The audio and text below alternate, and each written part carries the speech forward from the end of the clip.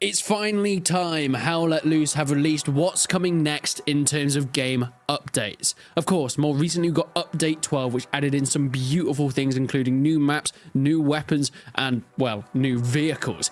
But Update 13 is set to be even bigger. So without further ado, let's jump straight into it. First of all, we're going to be getting Flames, Frost, and more. An interesting winter update with a few hot, spicy options as well. Coming in is the T-70, a new Soviet light tank. It's not quite as armored as the T-34, but definitely better than its predecessor, the T-60, and with a better gun. The T-70 was used mainly as a reconnaissance vehicle. However, if driven with skill, it was able to take out bigger rivals. Unfortunately, it is going to be a lighter tank, so it will probably be a massive target on the battlefield, taken out in one or two shots depending on where you hit it and with what gun. We have actually seen a few screenshots of the T-70 in action, and it does look pretty cool. I really love the design on this, and I'm really looking forward to be able to get into it myself. I haven't played too much in light tanks, but hey, a new one, it can't be all that bad. Yet the T-70 is going to mostly be used on tank maps such as Kursk, and you can bet that it's going to get stuck in trenches every 3 seconds.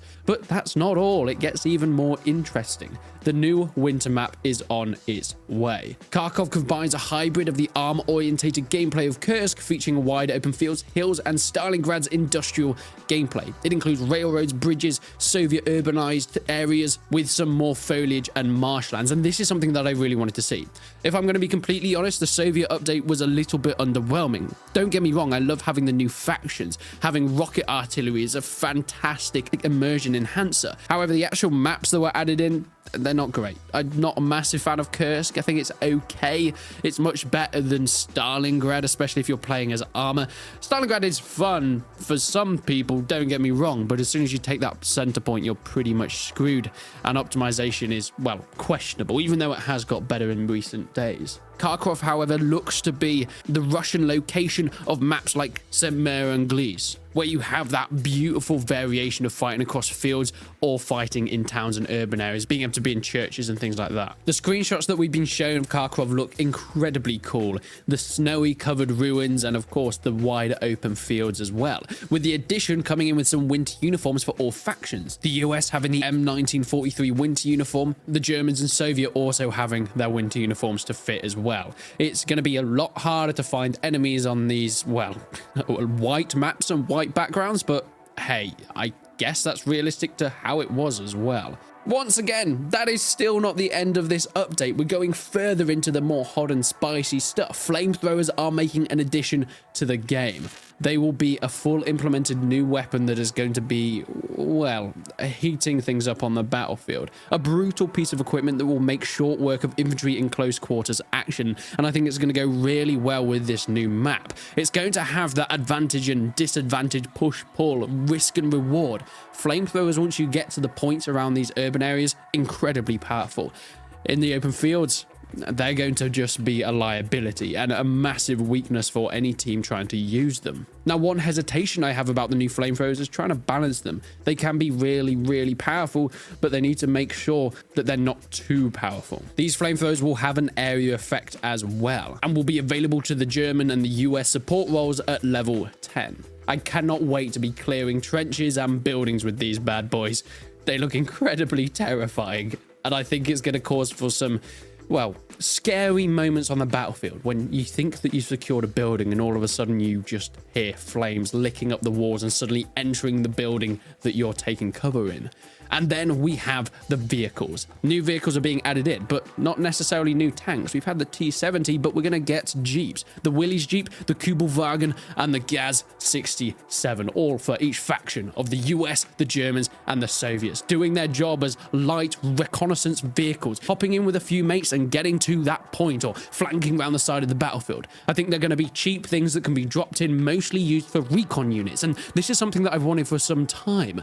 I did say in a video a while back where I said the best things that I want to add to the game was some type of recon unit. Of course, you have the tank, but most people that use that don't use it properly. Having a Jeep where it's only used for the recon squad, really, being able to hop in, get behind enemy lines and snipe from the back, perfect. I mean, in my video I said a motorbike and sidecar, but I guess that was a little bit too ambitious. Jeeps are not only just for transport, they can also offer a limited ammunition resupply for troops on the ground.